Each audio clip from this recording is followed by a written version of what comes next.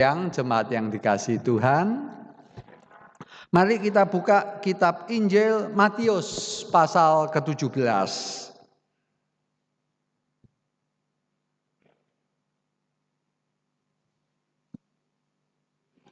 Kita baca silih berganti, saya ayat 1, saudara ayat 2 sampai ayat 9. Yesus dimuliakan di atas gunung. 6 hari kemudian Yesus membawa Petrus, Yakobus dan Yohanes saudaranya, dan bersama-sama dengan mereka Yesus naik ke sebuah gunung yang tinggi. Di situ mereka sendiri saja.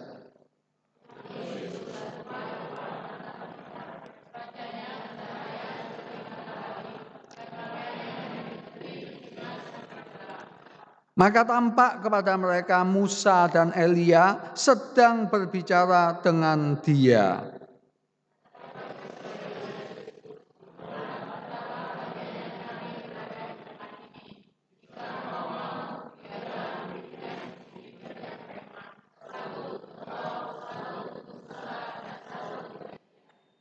Dan tiba-tiba sedang ia berkata-kata, turunlah awan terang menaungi mereka, dan dari awan itu terdengar suara yang berkata, inilah anak yang kukasihi, kepadanya lah aku berkenan, dengarkanlah dia.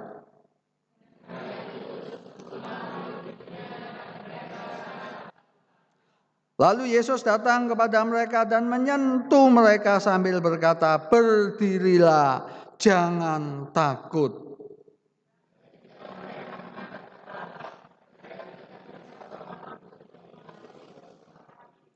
Pada waktu mereka turun dari gunung itu, Yesus berpesan kepada mereka, jangan kamu ceritakan penglihatan itu kepada seorang pun sebelum Anak Manusia dibangkitkan dari antara orang mati.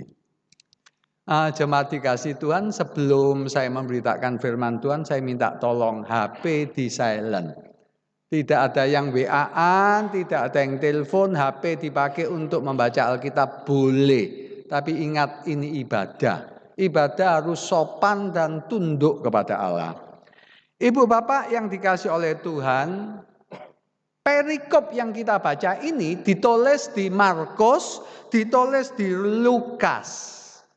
Beberapa kemungkinan gunung yang didatangi yaitu Gunung Tabor. Tapi Gunung Tabor itu kemungkinannya kecil.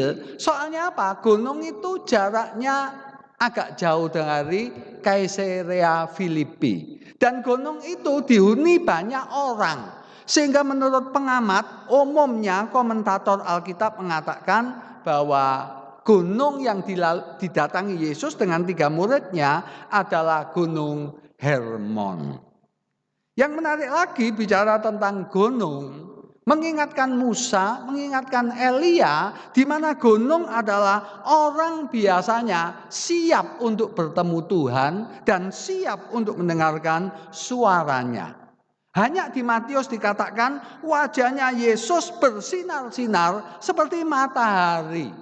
Bajunya putih juga bersinar. Pelajaran dari Tuhan Yesus dimuliakan, ini pelajaran apa? Ada yang mengatakan ini adalah cita rasa surgawi. Bicara tentang surgawi, banyak orang tidak tertarik kalau jujur. Orang senang pergi ke Kuta, orang senang pergi ke Orchard Road, orang senang ke Tokyo. Tapi tidak pernah orang terpikir untuk surga itu menyenangkan. Otak kita dibombardir dengan iklan dunia, ditipu betul-betul mengatakan surga itu membosankan, tidak enak. Saya ingat kebetulan dalam 1 tahun saya kebetulan pelayanan ke Melbourne, habis Melbourne saya ke Tokyo, habis Tokyo saya ke Senggigi. 3 kota dengan karakteristik yang berbeda. Tapi yang menarik, 3 itu menarik. Di Melbourne orang santai, di pinggir jalan makan barbecue, makan di bar. Tokyo betul-betul metropolitan. di mana sangat ramai. Saya naik turun MRT berdesak-desakan, betul-betul orang lalu lalang begitu banyak. Tapi tertib dan sopan. Di Senggigi saya berkhotbah, habis itu saya pergi ke puncak pegunungan, saya melihat pantai itu bagus sekali. Apa pelajaran? Pelajarannya, kalau di dunia ada tempat sebagus Tokyo,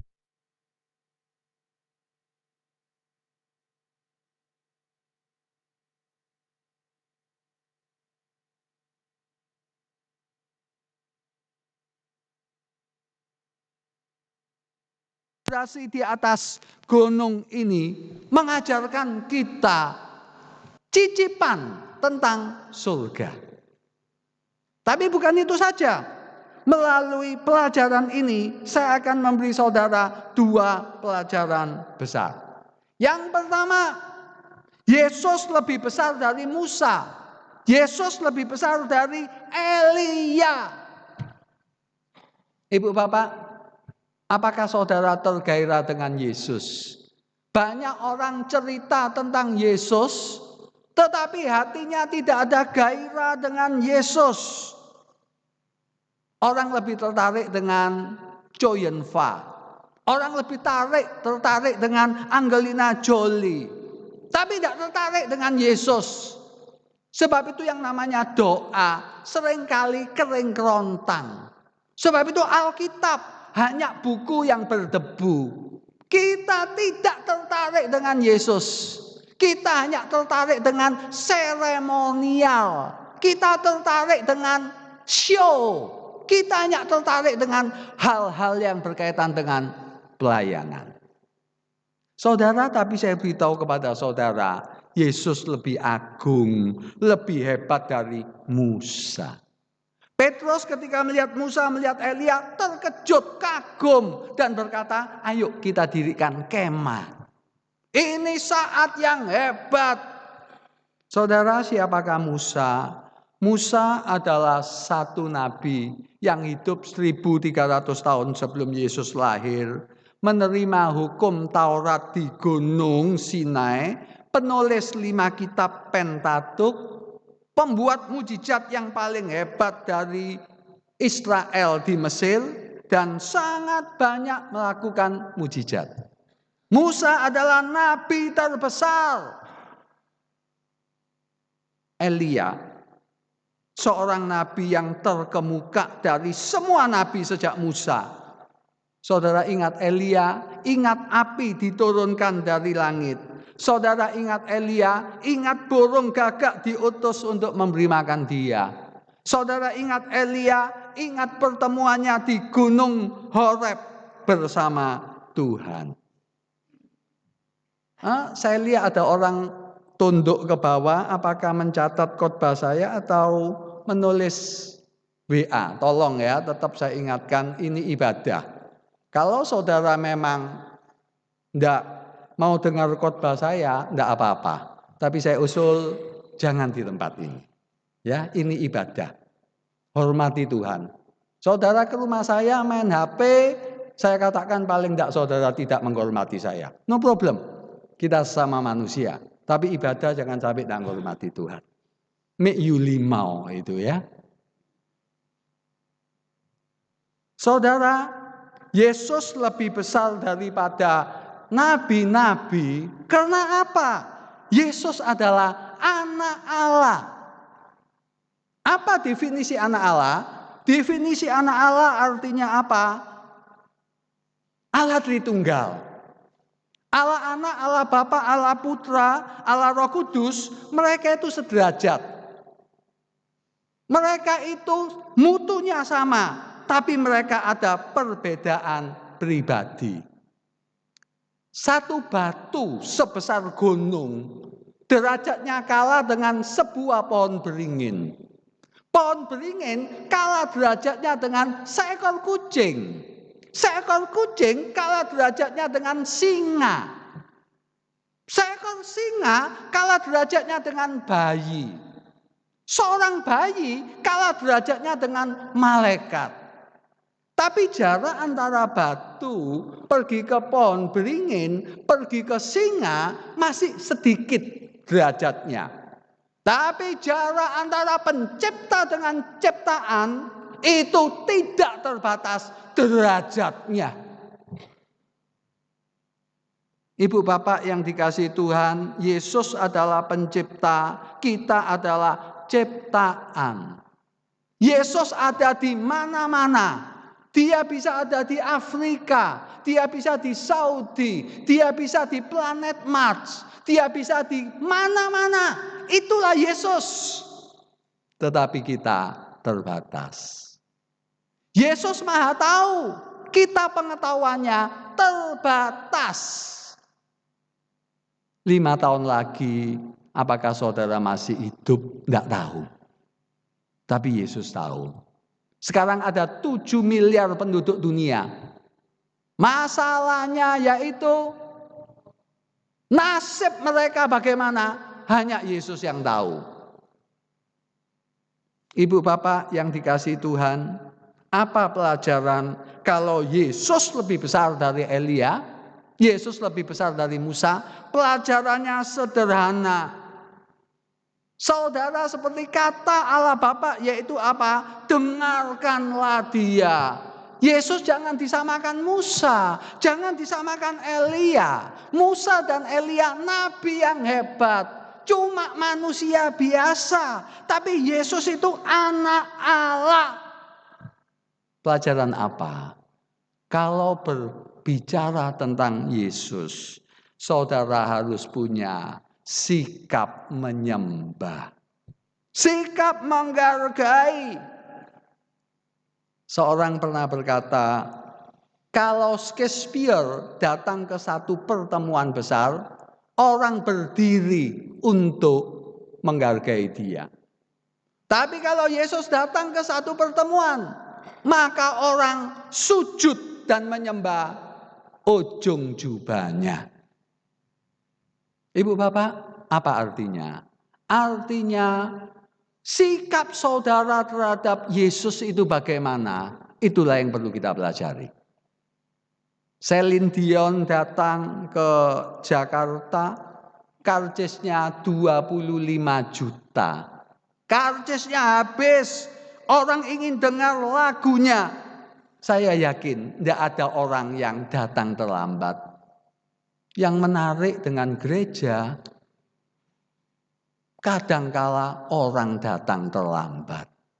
Sekali tempo bolehlah, tidak mungkin kita bisa tetap datang tidak lambat. Tapi kalau jujur kita datang ke gereja ogah-ogahan. Bahkan ada seorang pendeta berkata, ada orang yang datang ke gereja sambil bawa kopi, bawa minum, nyanyi holy, holy, holy, sambil makan permen karet. Loh, Yesus itu apamu, saudara? Saya pernah mimpin satu KKR, saya duduk di panggung sini waktu ibadah minggu, di balkon sana. Selama doa syafaat saya buka mata.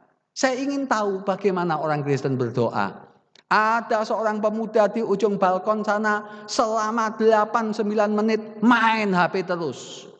Dalam hati saya, siapa kamu? Siapa kamu? Yesus itu temanmu main kelereng dah. Kalau saya jadi Yesus, orang yang main HP ketika ibadah, saya buat dia serangan jantung. Mau apa? Betul? Orang yang main HP saya bikin stroke seketika sehingga masuk air kaset. Mau apa? Wong saya punya wewenang. Tapi anggaplah ya saya tidak sejelek itulah. Kalau saya adalah Tuhan, setiap orang yang main HP begitu memijah tos HP-nya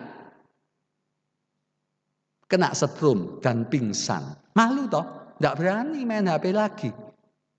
Tapi mungkin saya juga tidak seperti begitulah. Saya hanya doakan orang yang main HP dalam ibadah supaya HP-nya hang.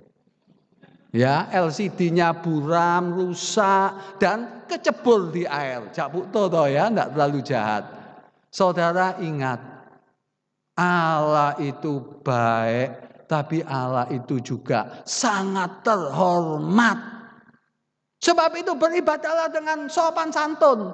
Carilah waktu pagi, waktu siang, waktu malam yang terbaik untuk beribadah. Dengan ibadah bersama maupun ibadah pribadi. Doa, baca Alkitab, menunjukkan hati saudara hormat atau enggak sama Tuhan. Selanjutnya, apa artinya Yesus lebih besar daripada Musa dan Elia? Yang kedua, kalau saudara harus beribadah dengan sopan. Yang kedua, cintailah orang yang dicintai Yesus. Kalau saudara masuk ke rumah saya, nyobek foto anak saya, saudara cari perkara dengan saya, betul? Tapi kalau saudara ke rumah saya, membawakan anak saya es krim dan coklat, wah saya senang sekali, betul enggak? Saya ngomong sama istri saya, Ndang, kita berutang budi dengan guru yang memberi les anak saya matematika. Anak saya diberi les matematika oleh seorang guru yang penampilannya saudara tahu itu bukan orang Kristen. Tapi baik sekali. Tidak hitungan soal uang. Mengajarnya lama. Natal meskipun dia orang non-Kristen. Anak saya ditraktir untuk makan di McD. Saya beritahu sama nyonya saya. Seumur hidup kita utang budi sama guru ini. Guru yang baik. Tidak bisa ngelesi, tidak mau ngelesi di tempat lain. Cuma memberi les kepada anak saya. Ketika seorang berbuat baik kepada anak kita, kita merasa berhutang budi. Demikian pula Allah. Apa kata Allah? Kamu baik sama orang miskin. Kamu baik sama orang yang menderita. Kamu baik kepada sesama. Kamu baik sama aku. Sebab itu saudara, Yesus itu lebih hebat dari Musa, lebih hebat dari Elia. Saudara cari apa yang menyenangkan Yesus. Yang menyenangkan Yesus jikalau kita mengasihi orang yang dicintai dia. Siapa orang yang dicintai dia? Sesama. Sebab itu saya beri usul praktis. Yang pertama, jaga lidah saudara. Jangan suka marah, jangan kasar. Kita ini orangnya sering pilih kasih. Kalau datang ke rumah kita bawa Alphard, bawa baby band, dihormati. Tapi kalau tukang kirim aqua, wah, sikap kita tidak baik. Tidak saya katakan orang ngirim aqua itu dudukkan di sofa, saudara traktir dia makan. Tidak. Tapi paling tidak, sikaplah yang baik. Tersenyumlah. Kata-kata saudara menyemangati dia. Jangan acuh tak acuh. Kalau jujur kadang-kala saya heran kalau orang Kristen itu angkuh. Saudara, angkuh itu kelihatan dari mana? Matanya. Dari cibirannya. Dari sikapnya. Saudara tahu dalam komunikasi 7% tergantung dari kata-kata. 38% tergantung dari nada bicara. 55% tergantung dengan apa? Roman muka. Verbalnya. Sebab itu ibu bapak yang sering ke gereja saya usulkan pulang dari ibadah ini beli cermin 1 meter kali 1 meter. Belajar tertawa. Jangan cemberut. Hidup ini singkat. Hidup ini pendek. Hidup ini seperti uap. Jangan tetangga saudara beri cemberutan saja. Oh Pak Lim tidak tahu tetangga saya, sangat jengkelkan. Sudah anjingnya sering gonggong, tidak sopan. Saudara, kalau ketemu istri, suami, tante, tetangga tidak sopan, bersyukurlah. Saudara punya kan seperti menjadi Yesus. Kenapa seorang menjadi Yesus? Karena ada Yudas Iskariot, betul? Seringkali Yudas Iskariot ditaruh di dalam keluarga saudara. Ditaruh di gereja saudara, ditaruh di lingkungan saudara. Saudaralah yang perlu jadi Yesus. Caranya jadi Yesus apa?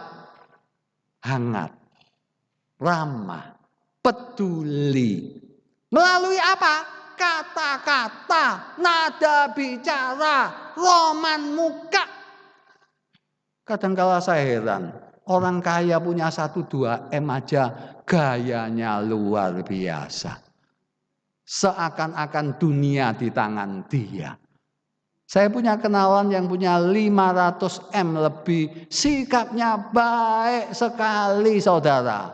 Saudara tahu Yusuf? Yusuf di Alkitab itu dididik Allah.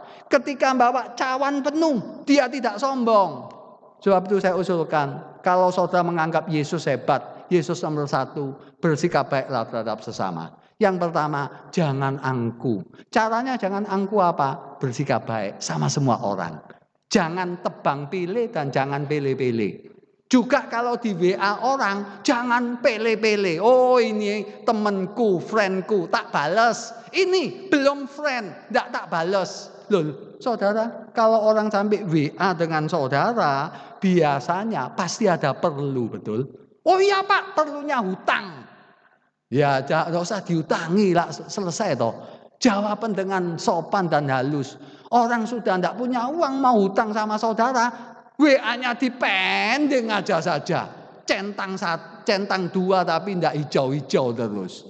Saudara saya katakan, kekristenan itu jangan banyak omong kosong. Wah nyanyi tangannya di atas, tapi tangan ini untuk mukul orang. Boceng li toh saudara. Hati-hati. Saya sungguh-sungguh. Saya sudah keliling ke banyak tempat. Saya sudah ketemu banyak orang Kristen. Termasuk yang menyumbang miliaran saudara. Belum tentu motifnya baik. Ada orang yang nyumbang miliaran tapi ingin ngatur gerejanya. Loh. Gerejanya dia itu ditebus dengan darahnya. Ingat, hati-hati. Kalau saudara mengatakan Yesus number 1 lebih dari yang lain, hormati dia. Ibadat usahakan jangan terlambat. Ibadah yang sopan. Bukan soal HP saja. Bisa saja tubuh saudara di situ. Tapi pikirannya ngelantur. Habis ibadah ini di mana ya? Loh ya sama saja toh, betul. Itu seperti seorang laki nyium putri istrinya, istriku aku hoki lo nikah sama kamu. Kamu cantik, kamu menyenangkan, tapi pikirannya ngelantur. Wah, istri tetanggaku itu seksinya bukan main. Kalau malam ini saya bisa dating sama dia di Shangri-La, wah hokinya saya. Istri saudara diberitahu gitu marah atau enggak? Demikian pula Tuhan sering hanya dapat tubuh kita di gereja. Gayanya bagus, semprotan minyak wanginya hebat, tapi di gereja kapan ya selesai? Saya sudah ada acara. Oh saudara, kalau napas saudara diambil sama Tuhan, baru tahu rasa saudara. Oh saya serius loh. Orang itu angku, sombong, berani sama Tuhan, mencepelekkan sesama. Dengan cara apa? Omongannya tidak enak. Dan yang lain apa? Raut wajahnya itu tidak enak. Dunia ini sudah sulit, kena raut wajahnya orang itu tambah sulit lagi saudara. Sebab itu Alkitab orang berkata, orang itu sudah banyak masalah lah. Orang itu seperti telur, cangkangnya rasanya kuat, tapi dalamnya cair. Kita ini ada problem. Sebab itu buatlah enak dilihat. Setuju ya, pulang ibadah ini kalau ada toko, bangunan yang buka, beli cermin 1 kali 1 meter ya. Pagi belajar tertawa 10 kali, siang 10 kali, malam 10 kali, lalu ototnya molor sehingga bisa tertawa dengan enak. Pelajaran yang kedua dari Yesus dimuliakan di atas gunung, yaitu apa? Yesus disiapkan untuk menderita. Saudara, ini pelajaran yang hebat. Kenapa Musa? Kenapa Elia yang diutus? Musa layak diutus. Karena apa? Dia memang pemberi hukum Taurat. Elia juga layak diutus. Soalnya apa? Dia nabi paling populer. Meskipun dia tidak nulis buku. Tapi yang menarik saudara, pelajaran apa? Pelajarannya, Yesus mau naik kayu salib. Allah memakai 2 nabi ini untuk mengatakan, Yesus, kamu benar jalan ini. Jalan salib ini benar. Ini jalan penderitaan. Lakukan. Saudara, kalau jujur, ikut Tuhan itu gampang. Apa sulit, tapi juga gampang. Saya senang firman yang mengatakan bebanku enak. Saya suka firman yang mengatakan perintahku tidak berat. Tahun 80-an akhir, saya kuliah di satu kota. Ketika kuliah itu, saya mendapat berita di negara barat, ada seorang pendeta yang jatuh dalam korupsi. Korupsi puluhan juta US dollar. Dan selingkuh dengan bawahannya sendiri. Saudara, yang menarik, nama Tuhan rusak. Dia diadili, dia dipenjarakan. Saya mau tanya, enak mana selingkuh dengan cuma satu istri? Ketika selingkuh merasa untung, tapi apa yang ditanam tuaiannya terlalu mahal. Sekarang sudah berlangsung tahun 90, 2000, 2010, 2020. 30 tahun saya sudah lewat. Pendeta itu masih hidup, tapi namanya tetap aib, saudara. Sebab itu ibu bapak, dengar kata firman Tuhan. Perintahku tidak berat. Bebanku enak dan ringan. Kalau saudara mau berdosa, saya katakan, saudara akan rugi besar. Lihatlah Daud, selingkuh, membunuh. Kenikmatannya anggaplah 3 jam. Setelah itu, dia menanggung 20 tahun penderitaan. Anaknya 4 mati. Hasil perselingkuhan langsung mati. Absalom, Amnon, dan Adonia meninggal karena konflik keluarga. Karena apa? Nubuatan Nabi Nathan. Saya tidak nakut-nakuti. Orang Kristen bodoh. Pengertian Alkitabnya sepotong demi sepotong. Allah itu baik, Allah itu kasih. Allah itu mencintai. Lupa Allah itu kudus. Saudara baca bukunya J.I. Packer tentang mengenal Allah. Baca bukunya Tony Evans tentang mengenal Allah yang Maha Agung. Dia punya bab yang berjudul Murka Allah. Tony Evans memberitahu sesuatu yang menarik. Murka Allah itu seperti orang menarik busur. Kalau tarikan pertama dilempar, tidak seberapa serius. Tapi kalau tarikan itu makin dalam, hancur orang itu. Sebab itu ibu bapak, saya katakan terus terang, apa yang kita tanam akan kita tuai. Kalau tidak dituai 1 tahun, 5 tahun. Kalau tidak dituai 5 tahun, anak cucu kita yang akan menuai. Tetapi saya beritahu kepada saudara, Yesus ini akan menderita. Tapi penderitaannya bukan karena dosanya. Mengapa seorang bisa menderita? Yang pertama, karena kebodohannya. Saya pernah ngantuk, saudara, dan kebetulan sepeda motor saya bocor. Sepeda motor saya metik. Saya tonton loh. Saya blayer, push. Saya jatuh. Sini saya sakit. 1,5 bulan saya kesakitan, saudara. Saya tidak berdosa, tapi saya bodoh, saudara. Metik di blayer. Yang kedua, ada juga penderitaan karena apa? Karena dosanya orang lain. Seorang istri berkata, Tuhan itu tidak baik. Kenapa suamiku selingkuh? Loh, ya terbalik toh. Sing nyuruh selingkuh itu siapa? Wong Alkitab jelas jangan berzina. Saudara tidak bayar hutang. Suami saudara tidak bayar hutang, diperkarakan ke pengadilan, marah sama Tuhan, ini ujian, ini pencobaan. Ya enggak toh, salahnya sendiri kenapa tidak bayar hutang. Ada dosa karena kesalahan orang lain. Yang ketiga, ada penderitaan karena dosa kita.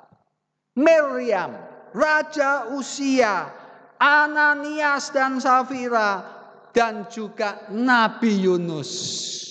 Dia menuai apa yang dia tabur.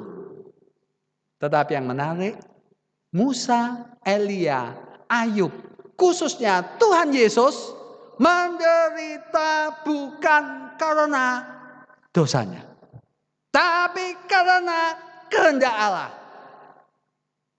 Saudara, ini berita baik. Teman-teman aliran tertentu berkata, ikut Allah akan kaya, sukses, sehat. Tapi saya beritahu, itu bukan pandangan Alkitab. Ada kebenaran di balik itu. Tapi kebenaran yang betul yaitu apa? Kehidupan Kristen itu seperti permen nano-nano. Tahu nano-nano? Ada manis, ada asin, ada kecut. Ada doa yang dijawab, ada doa yang diabaikan. Ada keberuntungan finansial, tapi ada kemalangan finansial. Saudara, baru-baru ini saya makan sama seorang dosen yang kebetulan mengajar di kampus kami. Dosen ini seorang dosen di daerah Jawa Tengah yang kerohaniannya menurut saya jak butuh. Lalu kami membahas satu orang yang disebut sama dia kakek rohaninya. Jadi bukan bapak rohani, kakek, saking dihormatinya. Kakek rohaninya ini bukan hamba Tuhan masuk sekolah Alkitab full, tapi pelayanan dalam bidang perkantas. Pelayanannya baik, sangat baik. Suatu saat tiba-tiba dia jatuh ketika naik sepeda, dibersihkan, dia mau pergi ke Papua untuk pemuritan, tiba-tiba rahangnya tidak bisa menelan. Dia dibawa ke rumah sakit, 3-4 hari akhirnya meninggal, saudara. Bagi saya heran, kenapa orang baru usia 55 tahun setia melayani Tuhan, sama Tuhan diambil nyawanya dengan cara yang dramatis. Seorang pendeta pergi ke ngeliat, lihat ada orang yang tenggelam, ditolong, pendetanya yang mati, orang yang ditolong hidup. Yang menarik lagi, orang yang ditolong kerja di kenalan saya, korupsi di situ setelah ditolong hidup. Bingungi ya. Dalam hati saya, kenapa ndak pendeta tahun 80-an yang saya tahu, yang mencemarkan nama Tuhan, korupsi uang jutaan dolar, berselingkuh dengan bawaan, mencoreng nama Tuhan. Kok ndak waktu dia khotbah, tiba-tiba ada api turun dari langit nyambar dia. Tuhan dimuliakan atau enggak? Sampai sekarang pendeta itu hidup 30 tahun. Yang menarik, Billy Graham hebat. Ketika pendeta itu di penjara, Billy Graham sengaja mendatangi pendeta itu, menyatakan belas kasihan Kristen. Ketika pendeta itu keluar dari penjara, Billy Graham mengajak ke rumahnya untuk nginep di rumahnya. Jempol. Kasih Kristiani. Tapi saya tanya, mengapa Tuhan tidak ngirim api dari langit membakar pendeta itu? Ini yang saya katakan, kedaulatan Allah dan misteri. Sama Tuhan jangan ngeminter. Jangan mencela penulis novel kalau belum di end. Jangan melihat satu sulaman dari bawah. Oh jelek, tunggu dulu. Belum selesai. Anak 5 tahun pergi ke rawon. Bu, mau tak ajari bikin rawon? Sek, kamu itu umur berapa? 5 tahun. Ngerti yang namanya keluak-keluak yang hitam itu? Enggak itu. Loh, lah kok mau ngajari saya? Kita itu maaf, manusia itu terlalu angkuh, terlalu sombong, ngeminter. Sebab itu kalau keadaannya tidak baik, langsung mau nonjok Tuhan. Bisa nonjok Tuhan, saudara? Sebab itu saya usul. Ayat yang harus saudara pegang yaitu Matius 16 ayat 26. Apa gunanya seorang beroleh seluruh dunia tapi kehilangan nyawanya? Seorang bapak umur 30-an kena kanker, saudara. Istrinya diomongi oleh seorang, kamu percaya Tuhan Yesus? Kalau Tuhan Yesus baik, kenapa suamimu kena kanker? Berapa bulan lagi akan mati? Kalau Tuhan Yesus baik, kamu mau jadi janda. Anakmu jadi apa? Orang ini mateng, saudara. Kalau Tuhan Yesus tidak baik, Dia tidak menyediakan tempat untuk saya di surga. Kata-kata yang brilian. Saudara, anak 5 tahun disuruh milih 1 toples berlian dengan silver queen dan ciki, anak 5 tahun pilih mana? Tidak usah diajari ya, kalau saudara pilih mana? Orang Kristen bodoh, ingin seperti Bill Gates, ingin punya mantu jenderal bintang 4. Tapi Yesus berkata, apa gunanya seorang beroleh seluruh dunia, tapi kehilangan nyawanya. Saudara, tidak ada orang pergi ke Juanda check-in, cuma 2 jam, bawa kulkasnya, bawa TV-nya, bawa king coil-nya. Loh cuma 2 jam kok, check-in saja kok. Demikian pula kita di dunia sementara. Sebab itu ibu bapak, jangan menderita karena bodoh. Jangan menderita karena dosa orang lain. Jangan menderita juga karena dosa kita. Tapi kalau diizinkan Tuhan menderita, rangkullah penderitaan itu. Tuhan akan mengirim Musa dan Elia. Yesus saja yang adalah anak Allah, ketika mau naik kayu salib, dikirim Musa dan Elia. Menunjukkan Allah Bapa concern, perhatian juga. Termasuk virus corona. Kalau jujur kena apa? Saya hanya katakan wait and see. Tunggu. Sebetulnya virus itu kena apa? Saya punya ide sendiri, tapi tidak boleh saya utarakan di sini. Ada pendeta yang khotbah dari Mazmur 91. Saya ikut gembira. Itu pasti menguatkan. Tuhan akan menolong engkau, Tuhan akan menatang engkau. Puji Tuhan. Tapi kalau boleh saya usul 2 ayat yang saya berikan kepada saudara. Ayat itu apa?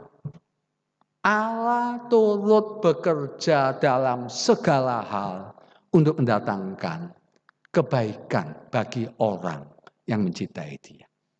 Syaratnya kita mencintai Dia, kena corona atau tidak, kita akan safe. Safe itu bukan aman, tapi paling tidak itu terbaik untuk kita. Sama 1 Korintus 10 ayat 13. Ketika kita ada pencobaan, Allah memberi jalan keluar. Palu digoncang gempa bulan 9. Saya bulan 12 pergi ke sana memimpin salah satu Natal gereja terbesar di situ. Turun dari pesawat saya sudah diceritai banyak hal. Pulang akan ke bandara saya diceritai oleh seorang majelis, Pak Lim. Ketika gempa di Palu itu.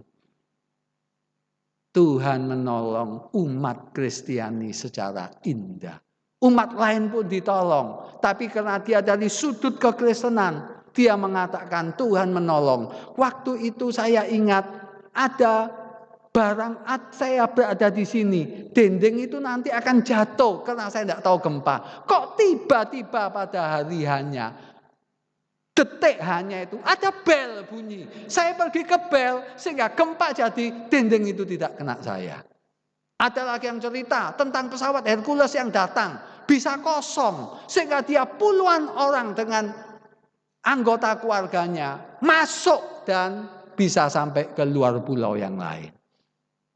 Saudara, menghadapi apa saja, saya tidak ada jaminan saudara akan selamat. Tapi saya ada jaminan 1, Roma 8:28.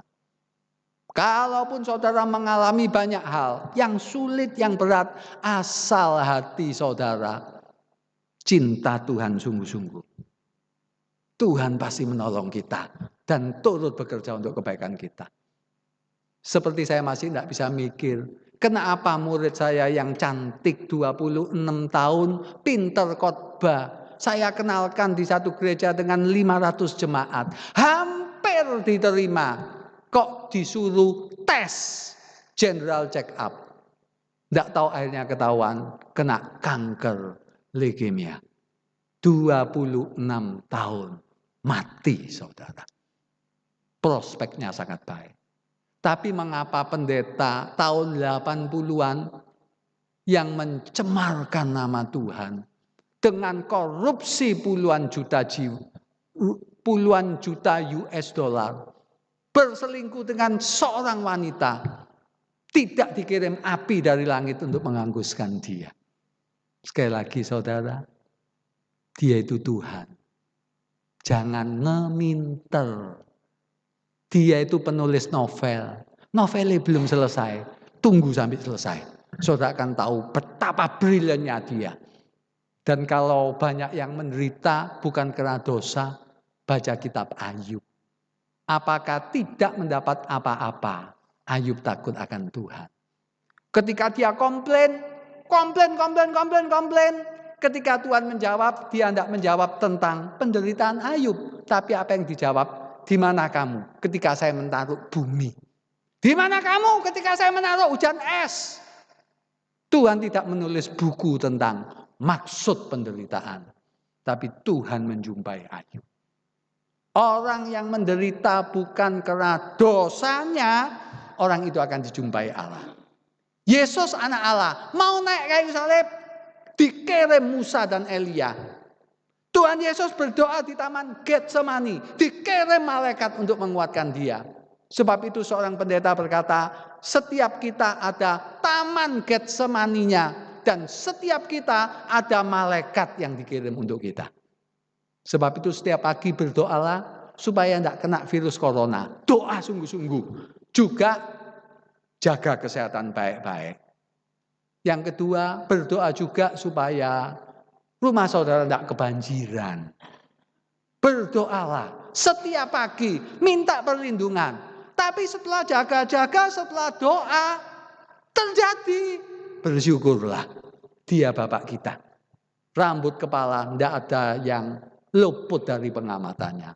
Tidak mungkin nasib kita ini tidak terjamin. Kalaupun terjadi, seperti kata Efesus, bersyukurlah. Bersyukurlah. Tuhan itu baik dan bekerja dalam segala sesuatu untuk kebaikan kita. Bukan baik saja, segala sesuatu. Roma 8 ayat 28.